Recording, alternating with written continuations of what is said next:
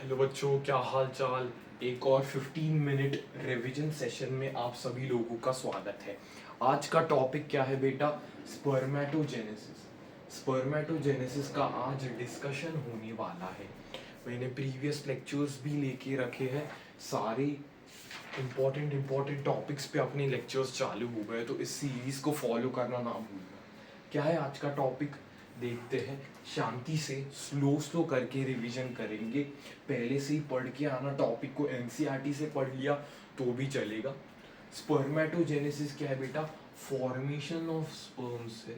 Formation of sperms है या फिर जनरेशन ऑफ स्पर्म्स इसे बोला जाता है। ये कभी स्टार्ट होता है सर? प्यूबर्टी के वक्त ये स्टार्ट होता है। प्यूबर्टी के वक्त ये स्टार्ट होता है, किसके कारण?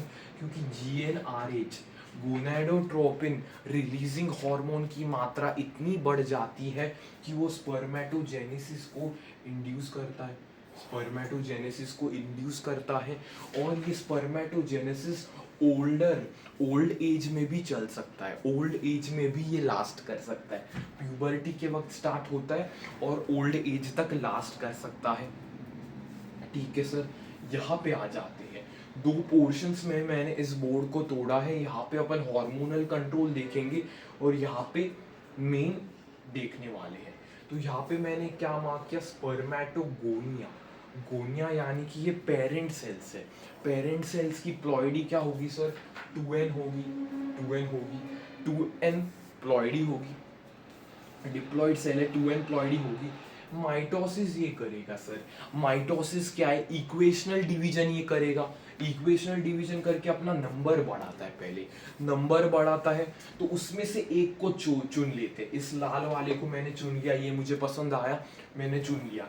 इसको अपन ने क्या बोला? Primary spermatocyte. सर इसकी प्लॉइडी क्या होती है? इसकी भी 2n प्लॉइडी होती है। इसको लिखते कैसे सर? 44 प्लस XY।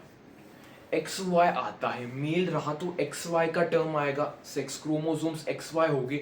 अगर फीमेल्स रहा तो एक्स एक्स का टर्म आता है।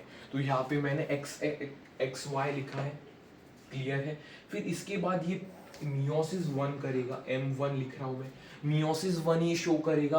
तो यहाँ पे दो अपने को सेकेंडरी स्पर्मेटोसाइट मिलने वाले हैं। दो सेकेंडरी स्पर्मेटोसाइट मिलने वाले हैं। प्लॉइडी 22 प्लस वाई हो सकती है या 22 प्लस एक्स हो सकती है। फिर इसके बाद मियोसिस 2 होता है। इसके बाद मियोसिस 2 होता है।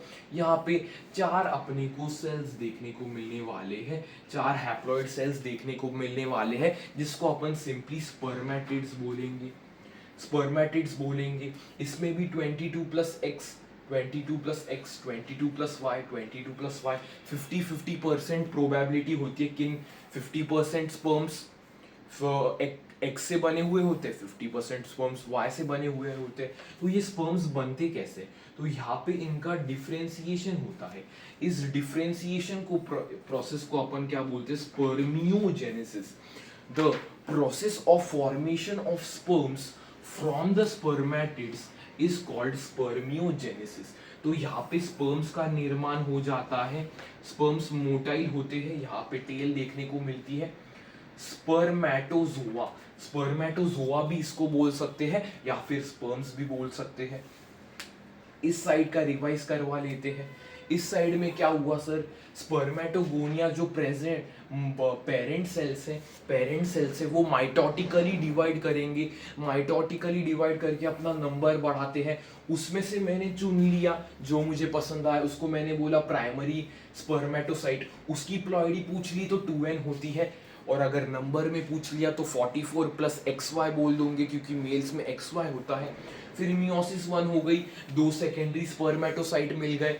फिर उसके बाद मियोसिस 2 हो गई, चार अपने को स्पर्मेटिड्स देखने को मिल गए। सर स्पर्मेटिड्स के बाद स्पर्म्स कैसे बने? By the process of spermiogenesis. इनके बीच में डिफरेंशिएशन हुआ, कुछ तो चेंजेस आए और ये स्पर्मेटोज हुए या स्पर्म्स में कन्वर्ट हो गए। ये बात थी इधर की। ठीक है सर, अभी हार्मोनल कंट्रोल क्या है ये भी सीखना इंपॉर्टेंट है। हार्मोन्स का क्या रोल होता है? दो पोर्शंस में मैंने इस बोर्ड को तोड़ा है कि पहले अपन प्रोसेस समझेंगे, फिर हार्मोनल जो उसके पीछे कंट्रोल है वो देखेंगे। हार्मोनल कंट्रोल क्या है?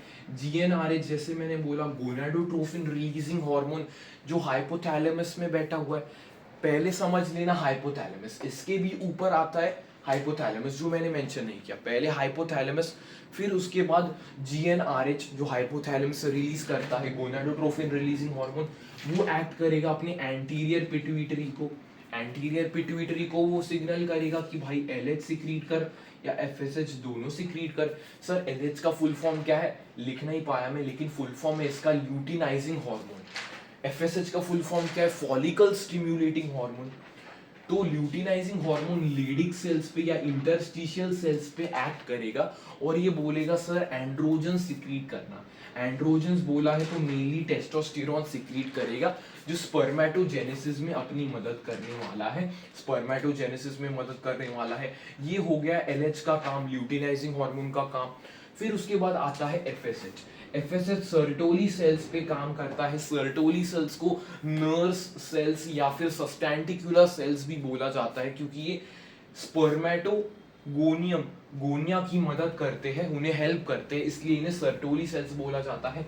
ये एबीपी और स्पर्म मैच्योरेशन फैक्टर के लिए माना जाता है। इसका फंक्शन क्या है कि ये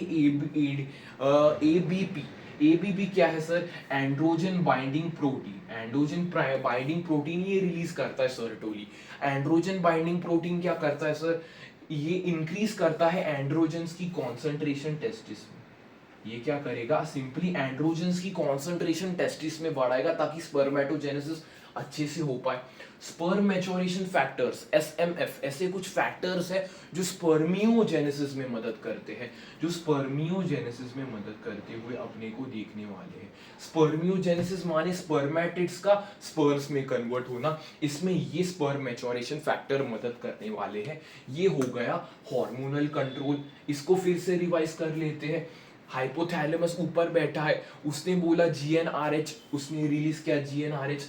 जीएनआरएच गया एंटीरियर पिट्यूटरी के पास, वो बोला सर दो हॉर्मोन्स रिलीज करो, दो गोनाडोट्रोफिन्स रिलीज करो। उसने बोला एलएच कर एफएसएच कर। एलएच क्या करेगा लेडिक सेल्स के पास जाएगा और बोलेगा एंड्रोजन्स यानी कि टेस्टोस्टेरोन सिक्रीट कर ताकि स्पर्मेटोजेनेसिस अच्छे से हो पाए। ठीक है। FSH follicle stimulating hormone Sertoli cells या फिर नर्व सेल्स के पास जाता है और बोलता है कि एबीपी और स्पर्म मैच्योरेशन फैक्टर रिलीज करो। सर एबीपी का फुल फॉर्म क्या है एंड्रोजन बाइंडिंग प्रोटीन, माने ये एंड्रोजन्स की कॉन्सेंट्रेशन टेस्टोस्टेरोन की कॉन्सेंट्रेशन टेस्टिस में बढ़ाता है ताकि स्पर्मेटोजेनेसिस अच्छे से हो पाए। स्पर्म मैच्योरेशन फैक्टर क्या करता है, ये बस मदद करता है स्पर्मियोजेनेसिस में यानी कि स्पर्मेटिड्स का स्पर्म्स में कन्वर्ट होने में ये मदद करता है।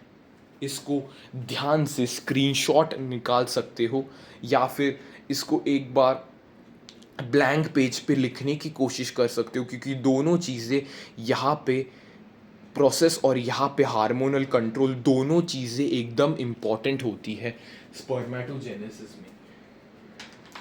तो एक बार एक्टिव रिकॉल कर लेते हैं आज क्या पढ़ा सर। स्पर्मेटोजेनेसिस का आज 10 to 15 मिनट पोर्शन लेक्चर में अपना स्वागत था। तो फॉर्मेशन ऑफ स्पर्म्स होता है स्पर्मेटोजेनेसिस में।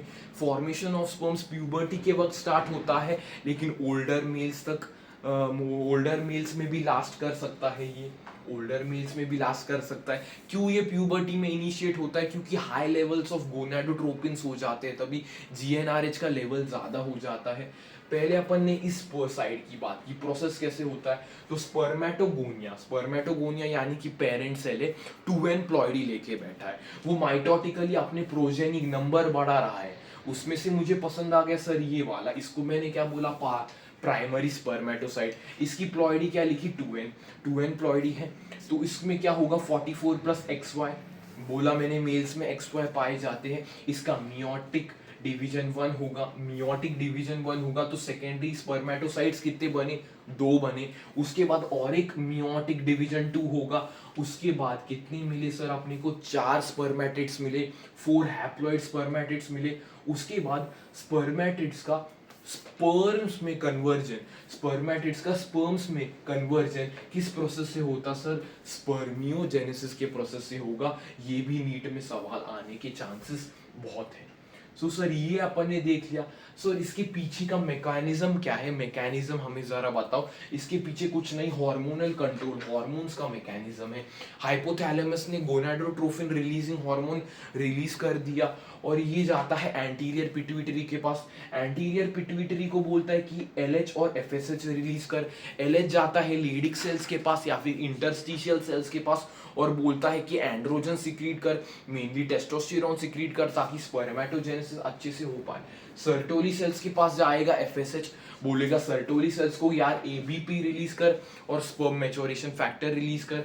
एबीपी क्या होता है, ये बस एंड्रोजन्स की कॉन्सेंट्रेशन टेस्टिस में बढ़ा के रखता है ताकि स्पर्मेटोजेनेसिस अच्छे से हो। फिर उसके बाद स्पर्म मैच्योरेशन फैक्टर के पास जाता है। स्पर्म मैच्योरेशन फैक्टर सर क्या होता है, ये बस स्पर्मियोजेनेसिस में यानी कि स्पर्मेटिड से स्पर्म्स में आने में मदद करेगा, इंपॉर्टेंट रोल प्ले करेगा। तो ये था पूरा स्पर्मेटोजेनेसिस जो अपन ने कवर किया इस 10 to 15 वाले रिवीजन सेशन में। अगर तुम्हें ये रिवीजन सेशंस यूजफुल लग रहे हैं तो प्लीज़ चैनल को सब्सक्राइब ज़रूर करना। तुम्हारा एक सब्सक्राइब मेरे लिए मोटिवेशन का काम कर रहा है और एक लाइक मुझे मोटिवेट करेगा। तब तक के लिए मिलते हैं अगले सेक्शन में, तब तक के लिए ओके बाय।